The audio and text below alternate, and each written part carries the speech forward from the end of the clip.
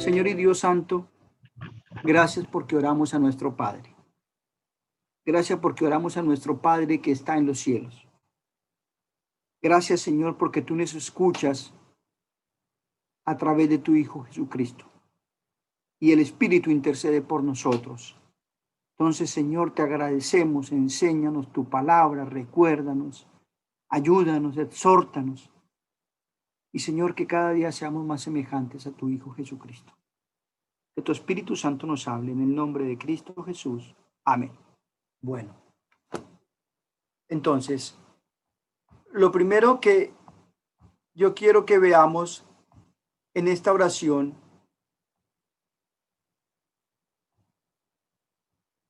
dice la Escritura, vosotros pues oraréis así.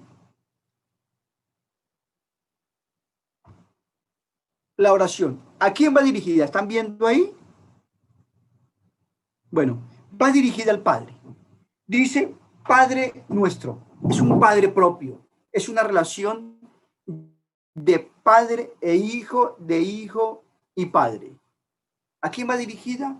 Al Padre, Padre nuestro. Están incluidos el Padre y el Hijo. Nos acercamos a nuestro Padre.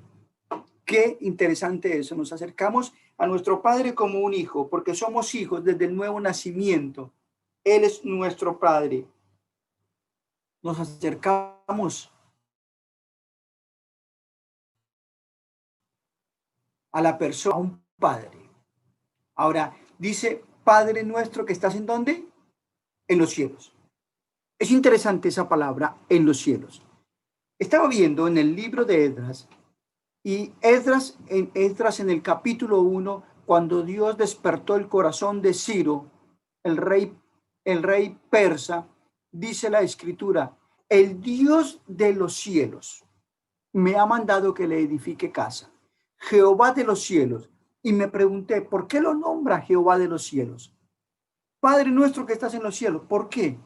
Si antes de Esdras, que es uno de los últimos libros históricos del Antiguo Testamento, Esdras, Nehemías y Esther, con los últimos 3 profetas que estuvieron en ese tiempo, que eran Ageo, Zacarías y Malaquías, fueron los que empezaron a usar este nombre, en los cielos. ¿Por qué?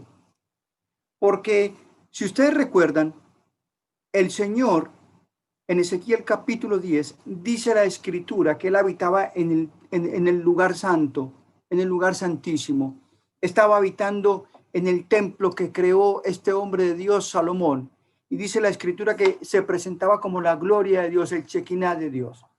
La gente sabía que estaba la presencia de Dios allí.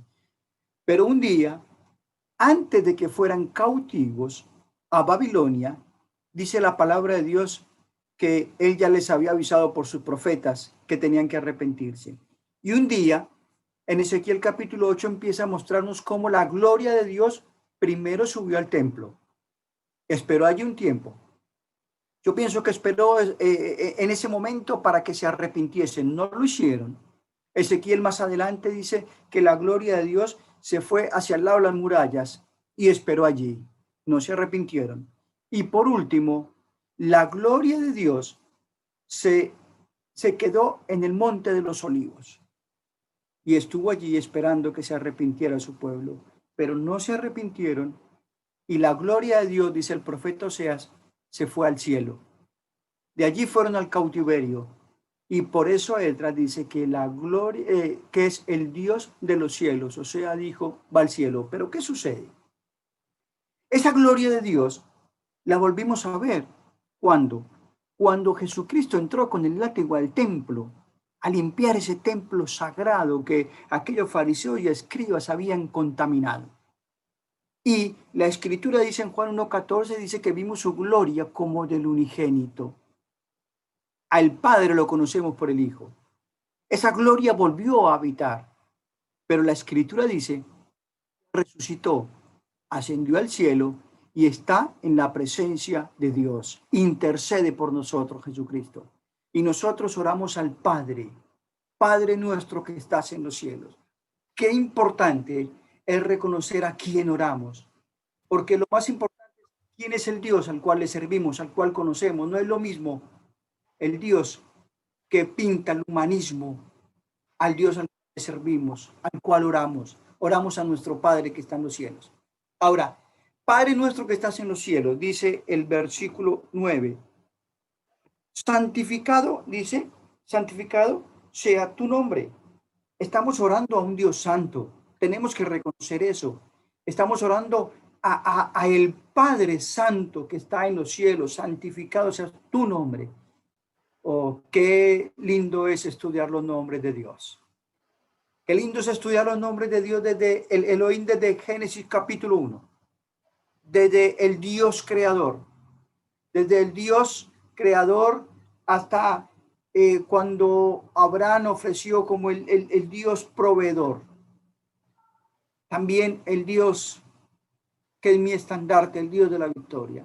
El Dios que habló a Josué en capítulo 1. El Dios que detuvo el sol en Josué capítulo 10. El Dios que, de acuerdo a las circunstancias que vivía el pueblo, aparecía con un nombre. A Josué, antes de entrar a Jericó, apareció como Jehová de los ejércitos. Necesitaba esa seguridad Josué. Y a nosotros muchas veces nos habla de diferentes maneras de acuerdo a las circunstancias que vivimos. Es nuestro pastor, es el que nos consuela, es el que muchas veces nos tiene que disciplinar, el Padre amoroso que nos ayuda en la tentación. Santificado sea tu nombre, el nombre de Dios en la Escritura. Oramos al Padre, pero ¿cuál es el propósito? Dice, hágase tu voluntad como en el cielo, así también en la tierra.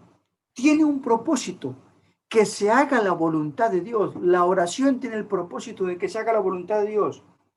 La oración no es el ejercicio en que doblegamos la voluntad de Dios para que nos escuche y haga lo que nosotros pensamos o lo que nosotros queremos o lo que nosotros pensamos que es lo mejor. No, no, no. La oración es para que se haga la voluntad de Dios en la tierra, es buscar su voluntad. La oración es lograr que el Espíritu Santo coloque su voluntad en nuestro corazón. Hágase tu voluntad. Muchas veces pedimos mal, dice Santiago. Muchas veces pedimos de acuerdo a lo que nosotros pensamos o creemos. Pero el ejercicio, la disciplina de la oración es que el Señor coloque su voluntad en nuestros corazones y nos vaya preparando para lo que Él quiere para nosotros. No lo doblegamos, sino clamamos a Dios que sea su voluntad en nuestras vidas. Por eso, las súplicas tenemos que hacerlas, pero orar de acuerdo a la voluntad de Dios. Ahora, no solamente es decir, es que yo deseo esto, la voluntad de Dios es lo mejor para su vida. Él va a colocar en nuestro corazón lo mejor. Y a veces pensamos que la voluntad de Dios muchas veces es un castigo. No, la voluntad de Dios nos libera. En la Escritura, a veces entendemos claramente lo que es su voluntad. Por ejemplo, la voluntad de Dios es nuestra santificación, que nos apartemos del pecado. La voluntad de Dios es que demos gracias. La voluntad de Dios es que permitamos que el Espíritu Santo controle nuestras vidas. La voluntad de Dios en nuestro hablar. Pero hay situaciones en las cuales no sabemos cuál es la voluntad de Dios. Un trabajo, un estudio. Aquellos chicos que están orando por una chica, si es la voluntad de Dios. Eso no lo sabemos. Pero ¿cómo sé qué es la voluntad de Dios? ¿Saben cómo sé? Cuando dejo en las manos de Dios que coloque en mi corazón su voluntad. Cuando vivo en santidad, cuando vivo en emoción con ese Dios, Él no me va a dejar equivocar. Él no me va a dejar equivocar. Cuando permito que el Espíritu Santo me controle y cuando vivo en comunión con Él, estoy seguro que va a colocar la persona ideal o el estudio o el trabajo o la guía que necesitamos para nuestro caminar diario con Dios. Que se cumpla su voluntad. Permanecer y depender del Espíritu Santo nos va a ayudar. La provisión, dice el versículo 11. El pan nuestro de cada día, dándolo hoy. Tenemos que orar por la provisión. Por supuesto que no solamente tenemos que orar por el pan, tenemos que orar por la provisión de lo que necesitamos, que es lo mejor. A veces la, las necesidades diarias de nuestra vida, la provisión de trabajo, la provisión de salud que necesitamos. Es el Dios de toda provisión. Es el Dios de la provisión de Génesis capítulo 22, que fue a la cruz en lugar tuyo y en lugar mío. ¿Cómo no nos va a dar lo que nosotros necesitamos? Por eso, cuando se encontraban estos hombres en momentos de ansiedad, les dijo, mira, vuestro Padre aún cuida de las aves, no va a cuidar de vos. Es el Dios de la provisión. Pero no solamente la provisión, sino el perdón. Versículo 12. Y perdona nuestras deudas, como también nosotros perdonamos a nuestros deudores. Oración por el perdón. La confesión. Más adelante voy a estar hablando de eso. Orar por la protección de un Dios que nos cuida, y a veces nosotros en medio de la provisión, Dios no nos responde por diferentes causas. Primero, le responde solamente a sus hijos. Padre nuestro que estás en los cielos, a todos los creyentes. Después, el Señor a veces no responde porque no es el tiempo en que estamos preparados para lo que Él tiene para nosotros. En el caso de Abraham y Sara, cuando les dijo que iba a venir el heredero, el hombre que iba a ser el inicio de una gran nación, los formó durante muchos años en medio de situaciones y pruebas para que estuvieran preparados para ello. A veces Dios te dice no, porque no es lo que necesitamos. Él es omnisciente y sabe lo que necesitan ustedes y lo que necesito yo. Él conoce que es lo mejor. Él conoce que es lo mejor. A veces nos responde con un no, a veces nos responde con una espera para prepararnos para lo que Él tiene para nosotros, o a veces nos responde con un sí. Ahora, ¿por qué no responde a veces? Porque a veces el perdón, hay pecados que no confesamos. Hay pecados que no confesamos. Y en medio de esa relación que nosotros tenemos con nuestro Padre, no hay esa comunión perfecta que debemos tener con Él al no tener las cuentas claras con Él. Recuerden que Él nos mira a través de Jesucristo. Él no nos mira por lo que nosotros somos, sino por Cristo, que intercede por nosotros. Y cuando está el acusador de los hermanos, que es el diablo, mira lo que hizo aquel. No que va todos los domingos a la iglesia, no que está con la Biblia, no que habla de ti. Mira cómo vive. Pero allí está Jesucristo intercediendo por nosotros y diciendo, yo ya pagué por él en la cruz. El perdón, la confesión, la protección. Versículo 13. Y no nos metas en tentación, mas líbranos del mal, porque tuyo es el reino, el poder y la gloria por todos los siglos. Amén. Por protección. ¿Por qué? Efesios dice que tenemos una lucha muy grande, que no es contra carne ni sangre, sino contra principados, contra potestades, contra huestes de la maldad, contra el mismo diablo que nos quiere tentar. Tenemos la lucha con el diablo, con nuestra carne y con el mundo. Es una lucha muy grande. Por eso el apóstol Pablo dijo, ay de mí. Entendió que la lucha más grande no había sido ni con los corintios, sino con él, ni con los judaizantes, sino con su propia carne. Y tenemos que orar por protección. Por eso tenemos que tener la disciplina de la oración antes de salir de casa. Porque cuando salimos de casa, empieza esa batalla espiritual que nosotros no vemos. Y el diablo no es esa caricatura que nos presenta. Anda como león rugiente. Y yo les digo que le queda poco tiempo. Le queda poco tiempo. Parecería que los pasos del Señor ya se escuchan. Hermanos, cuando estaba estudiando el libro de Esdras la semana pasada, veía en el capítulo 1, Esdras. Despertó el corazón Dios de Esdras, un rey persa. Ahora, despertó el corazón y mandó a los judíos que podían volver a reconstruir Jerusalén. Era el momento preciso. Nabucodonosor, los babilonios ya habían caído. Ahora los persas los habían dominado y los persas devolvían a sus prisioneros a sus ciudades. ¿Por qué? Porque el mundo escapaba como quería a su manera de pensar, o porque Dios es soberano y gobierna todo. Porque Dios es soberano y gobierna todo. Él tiene un plan perfecto. Las elecciones en los Estados Unidos no fue porque ganó este o ganó el otro, es porque Dios lo permite de acuerdo a sus propósitos. Igual ocurre con nuestros países. Dios tiene un propósito con cada uno. Nuestra obligación, tenemos que orar por nuestros gobernantes. A veces es difícil, pero siempre pienso que si Pablo oraba por aquellos romanos que eran terribles, nosotros tenemos que orar por nuestros gobernantes. Nos gusten o no nos gusten. No tenemos que orar para vivir en quietud y paz, dice, pero tenemos que orar para que se cumplan los propósitos de Dios. Él gobierna, no gobiernan los hombres. Dios lo permite y va a utilizar todo de acuerdo a su voluntad, a su soberanía, la protección. Clamemos, hermanos, porque tenemos una lucha muy grande. Yo le dije que en el Getsemaní, Pedro se quedó dormido. El hombre que momentos antes le había dicho, yo voy hasta la muerte, no te voy a negar. Y aumentó la apuesta. Dijo, otros te podrán negar, pero yo, Pedro, no. Y se quedó dormido. Vino Satanás, lo zarandeó y lo hizo caer. Pero gracias a Dios por su misericordia que lo restauró, porque entendió que Dios es un Dios de perdón.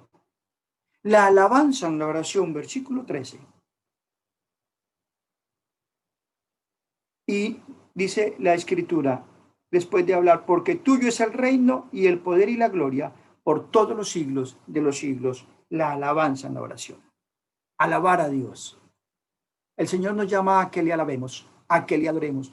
Yo hice acá algo que el día que llegué al centro de rehabilitación cristiano donde mi pastor me empezó a discipular, mis primeros pasos, mis primeros meses, una de las cosas que yo le dije fue, yo te pido que me enseñes a orar. ¿Cómo oro? Porque sé que no tenemos que ser religiosos en repetir. Y él me enseñó a orar con esta palabra sencilla, casa. Y me dijo, Eliezer, cuando vos te arrodilles con Dios, lo primero que tenés que tener cuentas cortas, confesión. Oh, esa oración de confesión del profeta Daniel. La oración de confesión de Esdras en el capítulo 8 y 9 del libro de Esdras. La oración de confesión en el libro de Nehemías, capítulo 1. Yo y este pueblo hemos pecado contra ti. Confesión. Primera de Juan dice que si confesamos nuestros pecados, Él es fiel y justo para perdonarnos y limpiarnos de toda maldad. Y alguno me dirá, pero ¿por qué confesar? Porque todos pecamos. No hay excusa, todos somos pecadores, perdonados delante de Dios, pero pecamos durante el día. Pecamos durante el día. La palabra dice, si alguno dice que no es así, está diciendo algo, por eso tenemos un abogado, Jesucristo, nuestro abogado, el que intercede por nosotros, es el que está a la diestra de Dios. Confesión. Recuerden algo, el pecado es algo que nos corta esa comunión perfecta con Dios. Por eso la confesión es importante. Recuerden cuando hablamos del rey David, lo que hace el pecado, ensucia el alma, perdes el gozo, perdes esas ganas de conocer más de Dios, de adorarle, de alabarle, de compartir el testimonio. Por eso es importante, como dijo un hombre de Dios, tener cuentas cortas con Dios, confesión. Confesión. ¿Qué es confesión? Pensar como piensa Dios. Eso es arrepentimiento, nunca lo olviden. Pensar no lo que yo creo, sino lo que dice Dios en la palabra. Y hago un giro, me arrepiento. Adoración, adoración. La adoración a Dios en alabanza. Primera de Crónicas, capítulo 29, los salmos, el libro de los salmos, libro de adoración completa. Vamos a leer un versículo. Primera de Crónicas, capítulo 29. Acompáñenme, por favor. Primera de Crónicas.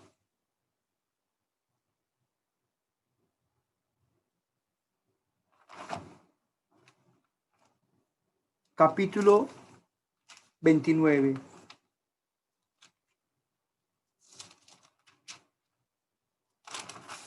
El momento en que, capítulo 29, versículo 10 al 15. Yo lo leo.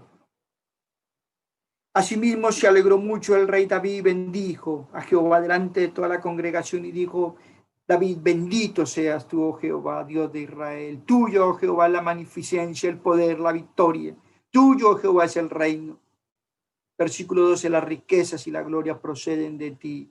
Tú dominas sobre toda tu mano. Está la fuerza, tu poder. Ahora pues, Dios nuestro, nosotros alabamos y loamos tu glorioso nombre. Porque ¿quién soy yo y quién es mi pueblo? La adoración.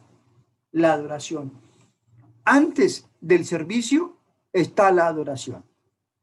Si ustedes ven, en la escritura siempre nos muestra que los hombres de Dios, que Dios los llamó a diferentes servicios, siempre comenzaron con adoración.